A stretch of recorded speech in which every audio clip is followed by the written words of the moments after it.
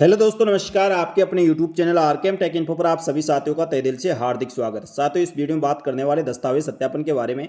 Junior accountant भर्ती परीक्षा 2023 के समस्त चरणों के दस्तावेज सत्यापन D block ground floor with one जनपद जयपुर में आयोजित करवाए जा रहे हैं। तो दोस्तों, आपके समस्त राजस्थान के समस्त अभ्यर्थियों के दस्तावेज सत्यापन जयपुर के वित्त विभाग में होंगे। तो आप निर्धारित समय और स्थान पर दोस्तों आप उपस्थित होकर अपने दस्तावेज सत्यापन करवाएं। इसमें दोस्तों प्रथम चरण के दस्तावेज सत्यापन आपके 18 तारीख को समाप्त हो जाएंगे। उसके बाद सेकंड चरण के दस्तावेज सत्यापन आपके 19 से शुरू होंगे, जो 1 अक्टूबर तक चलेंगे। उसके बाद दोस्तों ऐसे करते करते आपके लगभग 2 महीने में आपके जाकर दस्तावेज सत्यापन पूर्ण होंगे। तो अभी बहुत काफ़ी टाइम लगेगा। तो दोस्तों अपनी बारी का इंतजार करें और समस्त दस्तावेज पहले से आप तैयार करके रखें। आपको कौन कौन से दस्तावेज तैयार करके रखने हैं और किस क्रम में रखने हैं, और दस्तावेज सत्यापन करवाने जाते हुए आपको किन किन बातों का ध्यान रखना है और किन दिशा निर्देशों की पालना करनी है, ये सब दोस्तों इस वीडियो में बताया जाएगा। इसलिए अंत तक हमारे साथ बने रहे। और दोस्तों, जो अभ्यर्थी पहली बार हमारे यूट्यूब चैनल को देख रहे हैं तो वह यूट्यूब चैनल को सब्सक्राइब कर ले और बेल आइकन प्रेस करके रखें, जिससे नई वीडियो का नोटिफिकेशन आपको सबसे पहले मिल सके। और साथियों, जिन अभ्यर्थियों के दस्तावेज सत्यापन हो गए वह अपना अनुभव जरूर शेयर करें। कमेंट बॉक्स में कमेंट लिखकर बताएं, जिससे अन्य अभ्यर्थियों को इसका हेल्प हो सके और किसी प्रकार की आगे दस्तावेज सत्यापन कराने वाले अभ्यर्थियों को किसी प्रकार की कोई दिक्कत ना हो। साथियों, जूनियर अकाउंटेंट भर्ती परीक्षा के समस्त चरणों के दस्तावेज सत्यापन के लिए कौन कौन से दस्तावेज आपको आवश्यक होंगे, दस्तावेजों की एक एक करके बात करते हैं। वह इस प्रकार है।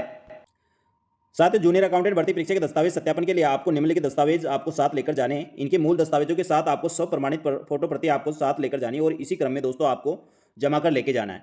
इसमें दोस्तों सबसे पहले 10वीं की अंक तालिका और उसका प्रमाण पत्र आपको लेकर जाना है।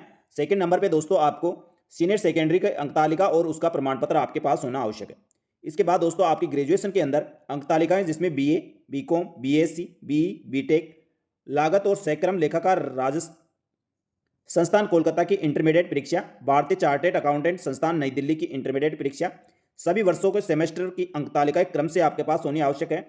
और इसके साथ इसका प्रमाण पत्र और उपाधि आपके पास, जिस भी विषय में आपने स्नातक की है उसका डिग्री आपके पास होना चाहिए। अब साथियों, इसके बाद आपकी यदि आपने स्नातकोत्तर कर रखा है यानी मास्टर डिग्री कर रखी है, उसमें MA, MCom, MSc, MTech सभी विषयों की सेमेस्टर वाइज अंक तालिकाएं और उसकी उपाधि आपके पास होनी आवश्यक है।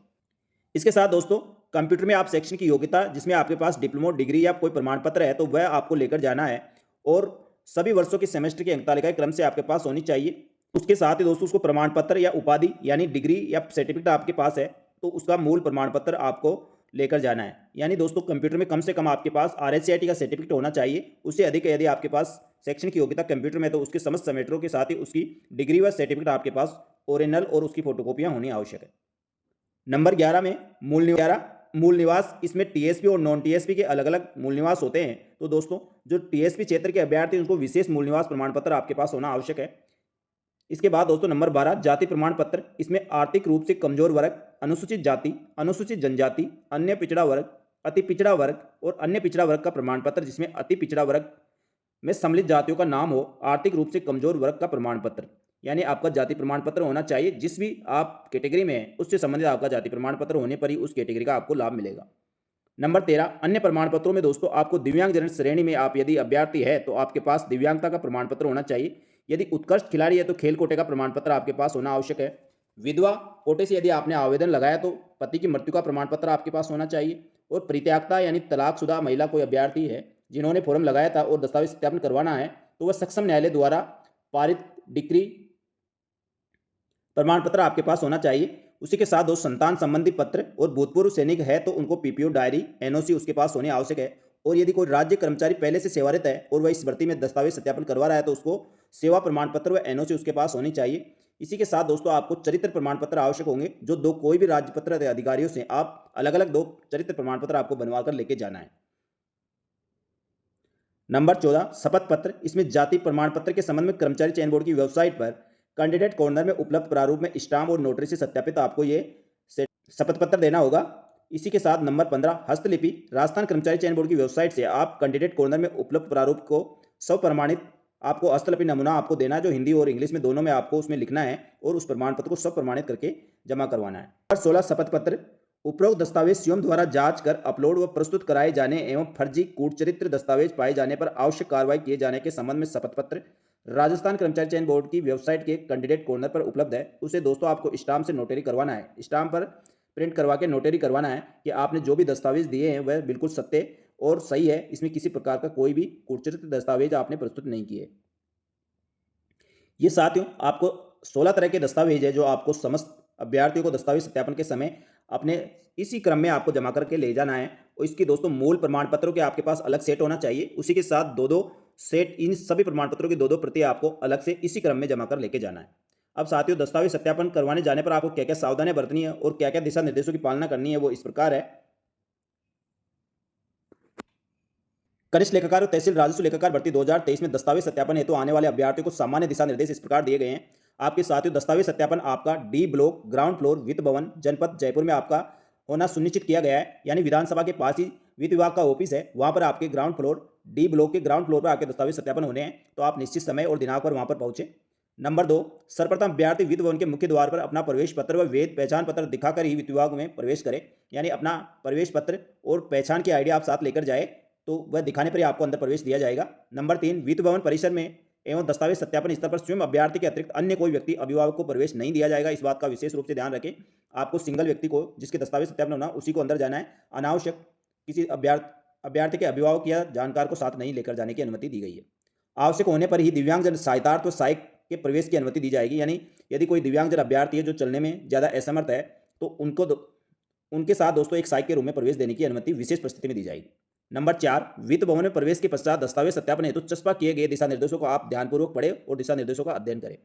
नंबर 5, अभ्यर्थी समस्त दस्तावेजों के दस्तावेज सत्यापन हेतु प्रसारित आदेश के निर्धारित क्रमानुसार व्यवस्थित करके ले जावे। अभ्यर्थी के दस्तावेज की वेदता कनिष्ठ लेखाकार तहसील राजस्व लेखाकार भर्ती 2023 की जारी विज्ञापन 2023 दिनांक 20/6/2023 इससे संबंधित समय पर जारी अन्य दिशा निर्देशों के अनुसार होनी चाहिए, यानी जो कनिष्ठ लेखाकार तहसील राजस्व लेखाकार भर्ती के नियम और नियमावली थे उसके अनुसार आपके दस्तावेज सत्यापन होंगे, तो आप उनको पहले ध्यानपूर्वक पढ़ लें। और वेदता दोस्तों आपके जब यानी साथियों आपके एजुकेशन या कोई भी प्रमाण पत्र इनकी वेदता इनकी एग्जाम तिथि तक थी, उसके बाद जारी दस्तावेज सत्यापन, उसके बाद जारी किसी भी प्रकार के प्रमाण पत्र या एजुकेशन के दस्तावेज का सत्यापन नहीं हो पाएगा। नंबर 6, अभ्यर्थी वित्त भवन परिसर में चस्पा कक्ष वाइज रोल नंबर की सूची अपना रोल नंबर देखकर उसी अनुसार निर्धारित टोकन काउंटर से टोकन प्राप्त कर आवंटित दस्तावेजों का सत्यापन दल के समक्ष दस्तावेज सत्यापन हेतु उपस्थित हुए, यानी साथियों आपके वहां पर रोल नंबर वाइज सूची चिपकाई हुई है, वहां पर उसको देख के आप टोकन काउंटर से टोकन प्राप्त करें और उसके बाद दस्तावेज सत्यापन हेतु सक्षम टीम के सामने उपस्थित हो। नंबर 7, अभ्यर्थी टोकन प्राप्त करने के पश्चात उसको आवंटित दस्तावेज सत्यापन दल के समक्ष प्राप्त टोकन के क्रम अनुसार उपस्थिति दे हुए शेष अभ्यर्थी जिन्होंने टोकन प्राप्त कर लिया वे प्रतीक्षा स्थल में अपनी बारी आने का इंतजार करें, यानी कोई जिस क्रम में आपको दोस्तों टोकन दिया जाएगा उसी प्रकार आपके दस्तावेज सत्यापन होगा, तो आप और अन्य अभ्यर्थी दोस्तों अपनी बारी आने का इंतजार करें।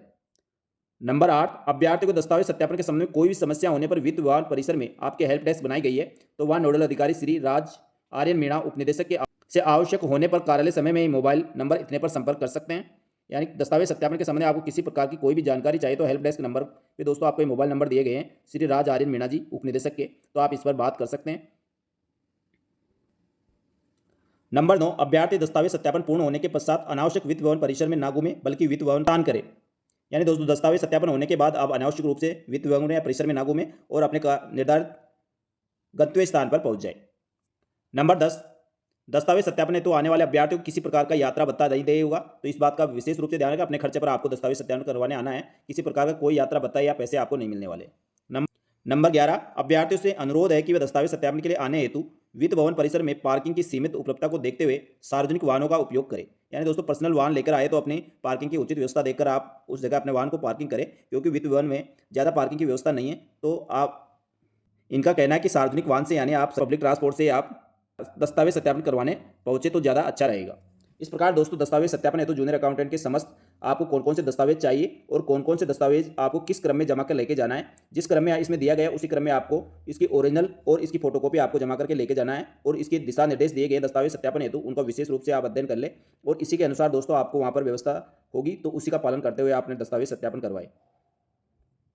और दस्तावेज सत्यापन में दोस्तों आप किसी प्रकार की दिक्कत हो या इससे संबंधित कोई जानकारी चाहते हो तो हेल्प डेस्क नंबर दिए गए हैं, इस पर आप बात कर सकते हैं। इस प्रकार दोस्तों जूनियर अकाउंटेंट भर्ती परीक्षा के दस्तावेज सत्यापन में सभी चरणों की इसी प्रकार दस्तावेज सत्यापन होने हैं, तो आप समस्त दस्तावेज तैयार करके रखें और अपनी बारी का इंतजार करें। जैसे ही दोस्तों आप टाइम शेड्यूल जारी होगा तो निश्चित दिनांक और समय पर उपस्थित होकर अपने दस्तावेज सत्यापन करवाएं। दोस्तों दस्तावेज सत्यापन के संबंध में और भी कोई आपके डाउट है तो आप कमेंट करके जरूर बताएं, और जिन अभ्यर्थियों ने दोस्तों दस्तावेज सत्यापन करवा दिए वह अपना अनुभव कमेंट बॉक्स में दोस्तों शेयर जरूर करें, जिससे अन्य अभ्यर्थियों को भी इसकी सहायता मिल सके। इसी प्रकार दोस्तों जूनियर अकाउंटेंट भर्ती परीक्षा के साथ ही अन्य भर्ती परीक्षाओं के दस्तावेज सत्यापन, भर्ती परीक्षा के संबंध में नवीनतम और ताज़ा अपडेट हमारे यूट्यूब चैनल और Telegram group RKM take info पर मिलती रहेगी। इसलिए हमारे यूट्यूब चैनल और Telegram group RKM take info को ज्वाइन कर ले। समस्त भर्तियों की पल पल की अपडेट आपको यहाँ पर मिलती रहेगी। धन्यवाद। जय हिंद, जय भारत।